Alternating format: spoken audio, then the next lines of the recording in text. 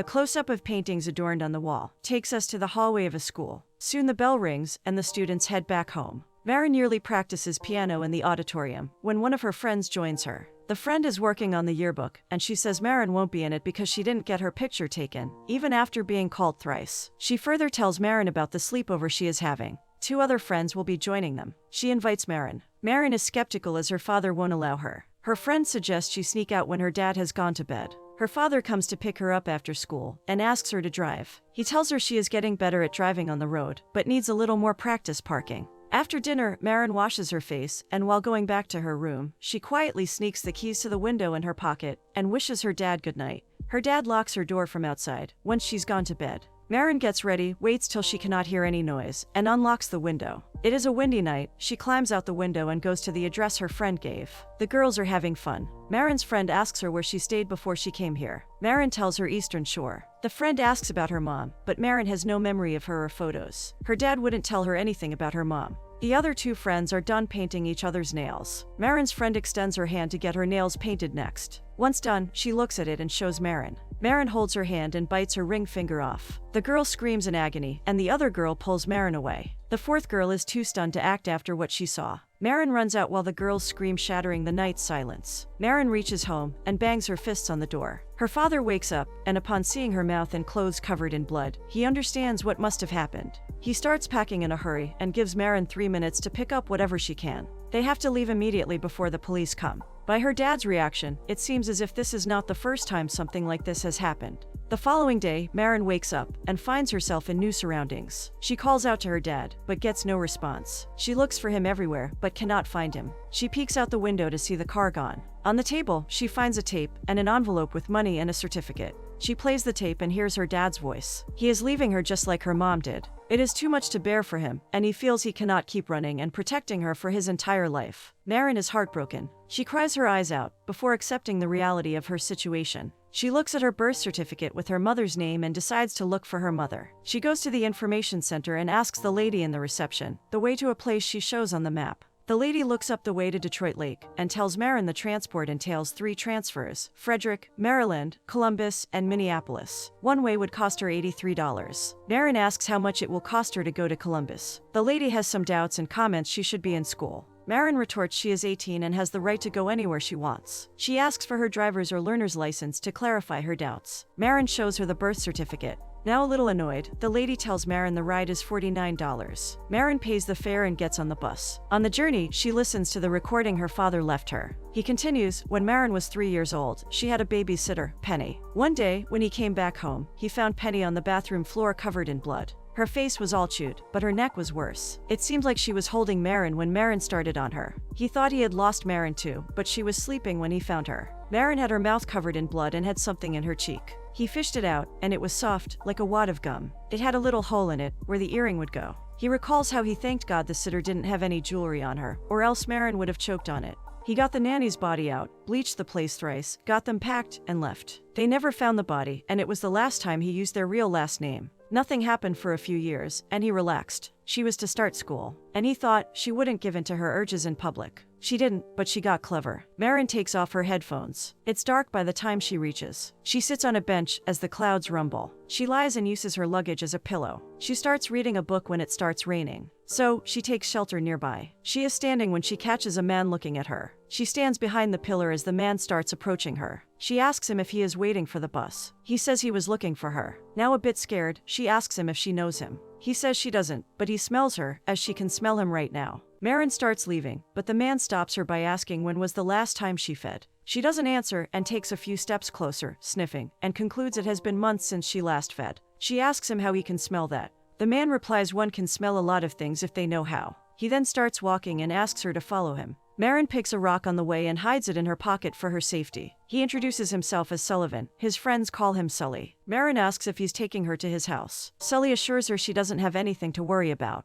He works on rules, and his #1 rule is never to eat an eater. He asks her to follow it too. He says he'll fix her some dinner. He knows how hungry she is, because he could smell her from his yard. Once inside, Sully removes his coat and puts his apron on. He takes out a whole raw chicken from his freezer and starts cutting it. Marin admits she thought she was the only one, and asks if there are many like them. Sully says not many, but there are eaters like them. He further tells her that eaters are dangerous to the non-eaters and can be equally dangerous to one another. Marin soon realizes this is not Sully's home, so she asks him who lives there. He asks her to look for herself, using her sense of smell. He asks her what she smells. She describes it as metallic and tangy. The smell is not rotten, but more like vinegar in soup. Sully agrees, and they both make their way upstairs. She sees an elderly lady lying on the floor, taking her last breaths. Marin says they need to do something, but Sully stops her. She doubts Sully has something to do with the woman's condition. Sully defends himself, saying he found her like that in the morning. He adds they need to feed. Marin is not sure. She can still go without feeding for years, but Sully tells her it is because she is young.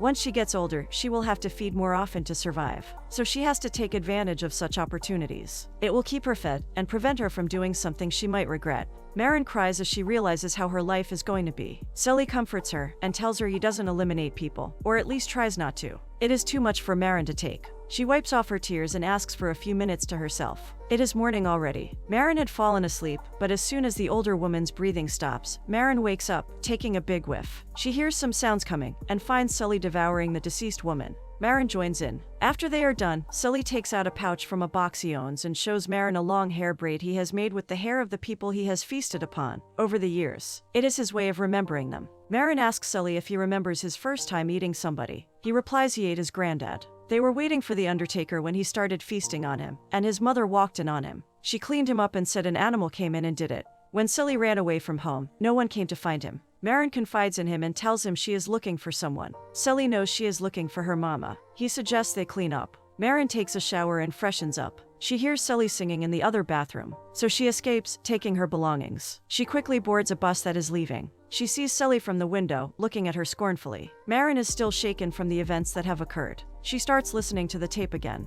Her father tells her that a boy went missing in a camp that Marin went to. He knew he shouldn't have let her go, but she wanted to. It was for a week, and she was just 8 years old. He finally accepted this was who she was. He didn't know if he loved her as a father should, but he knew he didn't hate her. He didn't know why she ate others, but he chose to believe she had to. Soon the boy's body was found in his tent. Police ruled it out as homicide. During this entire ordeal, he looked at Marin to see if she felt sad, but she showed no emotions. That was the beginning where he knew he had to say no to her. Marin soon gets off the bus. She is in Indiana and goes to a grocery store to get some supplies. She shoplifts some things and locks eyes with the boy. They look at other for a second, before she continues filling her bag with items on the shelf. Another customer steps into the same aisle and harasses a woman with a toddler. Marin tries to stop him from talking to the woman like that, and the boy from before jumps in. He takes the rude customer out of the shop. Marin successfully steals things and walks out of the store. She smells something and follows it when she sees the same boy from before coming out of an abandoned building, covered in blood. He walks past her and tells her the location of the rude customer if she wants to help herself. Instead, she follows the boy. She asks him if he could tell she is an eater in the store. She could smell him too. She further tells him she is going to Minnesota. She advises him to clean himself up before anybody sees him.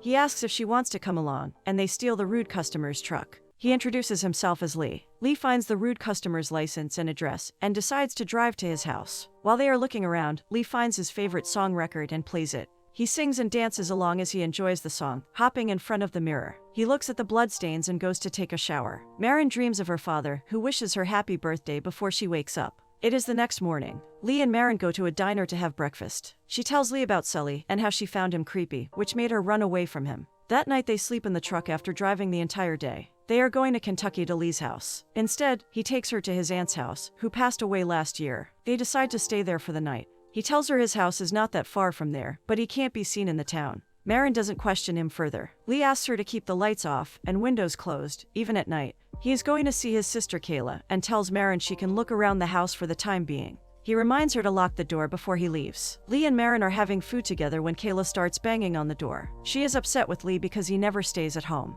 He has become like their dad, who used to go out often, and one day he left, never to come back home. Kayla is worried Lee will do the same. Lee assures her he is not like their dad and will return in 2 weeks. Once Kayla leaves, Lee suggests to Marin they leave tonight, because he knows Kayla will tell his mom that he is in town. They decide to steal some money from a cafe's cash drawer adjoining a slaughterhouse. They execute their plan, and Lee successfully retrieves cash to help them sustain for a few days. He then takes her to where the animals are kept. They sit there and talk about how different their lives are. Marin tells Lee she is trying to find her mother, Janelle, hence she is visiting Minnesota, which is where her mother was born. Apart from this, she has no memory of her mother. They talk some more and realize how much they are enjoying each other's company. Soon after, they share an intimate moment. It is raining the next day. Marin is behind the wheel and Lee strokes her hair. He has fallen head over heels for her. Even as he sings the song along the radio, he looks at her adoringly. They stop their truck near a camping site and talk about the experiences they've had. They're in the middle of the conversation when a car approaches them. A little on alert, Lee gets down from the back of the truck and walks towards the other car. Two men, Brad and Jake, greet them.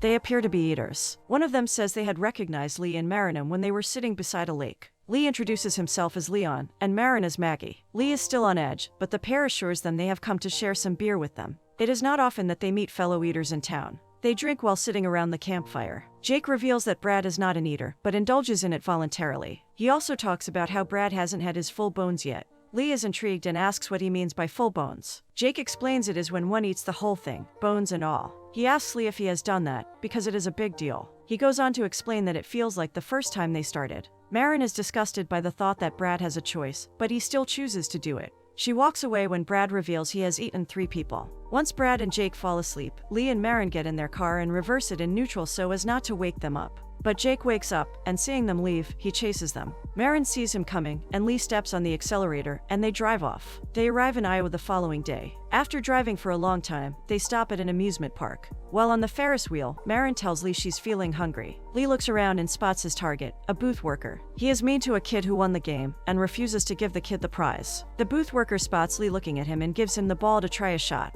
Lee gets the ball in the can the first time. He makes a friendly talk with the booth worker, who seems to flirt with him. They decide to meet after his shift is over. To spend the time, Marin makes Lee listen to the tape her dad left. Her dad expresses how much he wishes this to be over, and prays for his daughter to be an ordinary girl. Marin stops the recording and finishes what her dad might have said in the end. "I hope you get better." Lee is still reluctant to talk about his dad when Marin asks him. The booth worker arrives, and Lee leaves. He asks Marin to wait for him in the truck. She watches as Lee meets the worker. Lee makes an advance toward him and takes him into the bushes. After some time, Marin follows and sees Lee eliminating the worker. He starts feeding on him and signals Marin to come. After they are done, Marin takes the worker's car, and Lee drives the truck. They go to the address mentioned on the worker's license, but find the lights on. Marin volunteers to check it out because Lee is still soaked in blood. Marin hides behind the trees in the yard and sees a woman holding a baby. She is stunned at this revelation and runs back to where the cars are. Lee asks her what happened, and she just lowers the sun shield to reveal pictures of the worker with his wife and kid. Lee is shocked too. He tries to calm Marin down by saying they didn't know. They abandon the worker's car near his home and escape in the truck. Lee tries to talk to Marin, but she is too dazed by the incident. She is concerned they don't even feel remorse for what they are doing, and the fact that it will continue their entire life will only worsen. Lee makes her stop saying such things. They don't have a choice. They don't talk for a long time. Marin wakes up with a startle. She had dozed off in the car, and now it was bright outside. She saw her dad in her dreams again. They reach Minnesota. Using a telephone directory, she tracks down her grandmother, Barbara. Lee drives her to the address. Marin sees an older woman outside the house and asks if she is Barbara. Barbara doesn't show any interest, but when Marin pleads with her, she lets her in. Barbara tells her Janelle and Leonard, Marin's dad, never married. She also didn't know she had a granddaughter. Barbara says she couldn't have kids of her own, so they adopted Janelle. Marin pushes Barbara to tell her more about her mom, but Barbara seems closed off, as if hiding something. In the end, she gives in and tells Marin that Janelle has admitted herself to the state hospital in Fergus Falls. Marin doesn't let Barbara finish and rushes outside. Lee drives her to the Fergus Falls infirmary. Marin goes inside alone. There, she meets a kind nurse, who takes her to Janelle. Marin looks at her mother for the first time. Janelle has lost both her hands and whimpers when she sees Marin. The nurse gives Marin a letter telling her that Janelle wrote this some 15 years back, and the nurse held onto it for her. It was addressed to my daughter. Marin is surprised to know that her mother had anticipated her coming. In the letter, Janelle writes that if Marin has come to see her, it is because her father broke his promise and told her something about her. She further tells her that Leonard didn't know what she was until she gave birth to Marin. Janelle never wanted to hurt her or Leonard because she loved them so much. She decided to end herself, but couldn't go through because she wanted to be there, in case Marin chose to meet her one day. She then apologizes for not doing things she should have done. But now there is only one thing left for her to do. Janelle suddenly attacks Marin and tries to eat her. The nurse takes charge and asks Marin to leave the room. Lee helps her open the back door of the hospital. Marin is bewildered by this incident. She tells Lee that her mother is one of them, and how she had eaten her own hands. She is angry at her mother for not being there for her, and telling her that she is different. Lee and Marin get into an argument when Lee tries to calm her down, and make her realize the gravity of their situation. but Marin is determined. She will not be like her mother. Marin drives while Lee sleeps in the car. Her eyes well up as she plans her future course. She stops at the gas station and tells Lee she is going to get the truck refueled. She takes out the money they had stolen from the cafe and keeps it on the dashboard. She looks at Lee for one last time and leaves. Lee calls out to Marin once he gets up and finds her gone. He drives around the town in the hopes of finding her. Marin walks along the road. A truck passes by and soon stops. Not thinking much of it, Marin keeps walking, but someone singing makes her turn back. It is Sully. He embraces her, but Marin doesn't feel comfortable. She is shocked to learn that he has been following her ever since they last saw each other. He asks her to come with him and says he feels they had something back then. But Marin refuses, making Sully angry. He uses a stream of expletives for her, before driving off angrily. Marin goes into the diner nearby and takes out the tape her father left. She thinks for a while and starts pulling the film out, destroying the tape. Lee is sleeping in his truck and dreams about smashing someone's head, which wakes him with a startle. He decides to go home, so he calls Kayla to let her know. She asks if she can tell their mom, and he says yes. Lee is overwhelmed with emotions. He's finally going home. A few months later, Marin visits Lee's hometown. She meets Kayla outside a cafe. She wants to ask about Lee's whereabouts. Kayla tells her that their mom wouldn't leave him alone, so he took his tent and belongings, and now resides by the lake. Kayla thinks the reason he stays in town for this long is because he is hoping Marin will reach out to him, but Marin isn't sure. They start talking, and Kayla tells Marin about their drunk dad. He would beat Lee up in a stupor, but one day when he hit Kayla, who was trying to pull the fighting father-son apart, Lee lost it. He asked Kayla to call the police. When the police showed up, Lee was covered in blood, and his dad's truck was gone. Everybody said Lee eliminated his dad. The police took him in and tested the blood on him, but it turned out to be his own blood. He was cleared of the charges. Marin goes to find Lee, and they hug each other and reconcile. While taking a skinny dip at night, they decide to travel westward. While enjoying the sun in the middle of nowhere, they start talking about Lee's dad. Lee tells Marin that after Kayla went to call the cops, Lee's dad tried to rip him apart, but soon passed out. Lee took advantage of that and smashed his head with an ashtray. He then dragged his father and drove him to an abandoned barn. He tied him with duct tape. For 3 days, the man was in the barn. After being released from the police station, Lee got back to the barn. His dad knew what was coming. Lee ate him. Even with tears in his eyes, Lee tells Marin it felt great. Lee gets solemn again and says he would have ended himself if it weren't for Kayla. Marin makes him stop and says she would have done the same. Marin says he protected the people he loved and that she loves him. Lee cries in her arms and Marin comforts him. They decide to settle down, get a place and jobs, and lead a normal life. They finally find a home. Marin has a job at the library and both are content with their lives. One day Marin returns home, but smells someone else there. She finds a bag on her bed, looks around, and suddenly Sully pounces on her. He restrains her and points a knife at her. He threatens her not to scream. Marin asks him why he is here. Sully drools as he says he has some unfinished business with her. He sniffs Marin, which doesn't make him notice Lee's arrival. When he finally realizes it, Lee puts a plastic cover on his face and tries to disarm him. Marin bites Sully's hand, making the knife fall. She quickly picks it up and stabs Sully several times, while Lee keeps his grip on the plastic wrap. Once Sully becomes weak, the pair drags him to the bathtub, and Marin pulls out an organ from the stab wounds. Sully finally stops breathing. Lee seems weak and panting. Marin walks away to look in Sully's satchel, and Lee gets out of the tub with difficulty. Marin finds the long braid when Lee walks in, coughing and panting. Marin turns around and finally notices that something is wrong. She unbuttons Lee's shirt to find a fatal wound. Sully injured Lee during their struggle. Marin's voice quivers as she says they need to go to the emergency room. Lee lies down, unable to find the strength to sit anymore. He holds Kayla's hair, which Sully had taken as a souvenir after he was done with her. He doesn't wish to stay alive either, and asks Marin to feed on him, bones and all. Marin keeps refusing, and Lee keeps pushing her to do it. He says if she loves him, she must do it. They kiss one last time, before she starts devouring him.